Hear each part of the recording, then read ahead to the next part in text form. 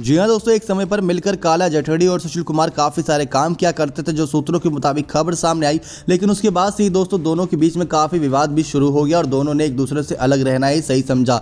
लेकिन इन सब चीजों के बावजूद दोस्तों काला जठेड़ी सुशील कुमार से इस बात को लेकर खफा हो गया कि उसने सोनू महल की पिटाई की तो क्यों की। आप सभी को बताएं दोस्तों, ये पहली वजह थी, लेकिन दूसरी वजह का खुलासा करें तो वो था वो फ्लैट। जी हाँ दोस्तों, आप सभी को बता दें कि सुशील ने तब तक गैंगस्टर नीरज बवाना से हाथ मिला लिया था और फिर सोनू महल और सागर को फ्लैट खाली करने के लिए कहा।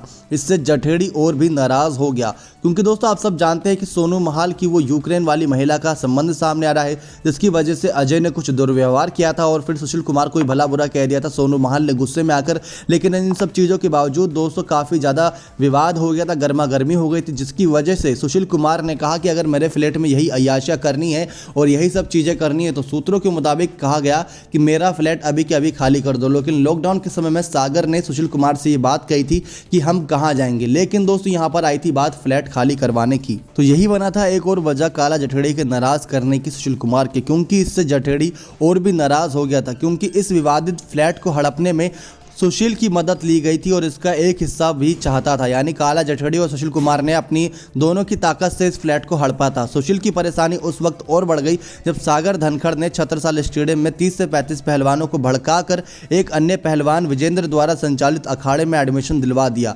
नागलोई के इस अखाड़े में विजेंद्र और सागर पहलवानों को ट्रेनिंग देते थे, लेकिन यही सब वजह बनी सुशील और काला जठेड़ी के रिश्ते के बीच में दरार की। यानी कि वो फ्लैट में काला जठेड़ी की भी कुछ ना कुछ भूमिका थी।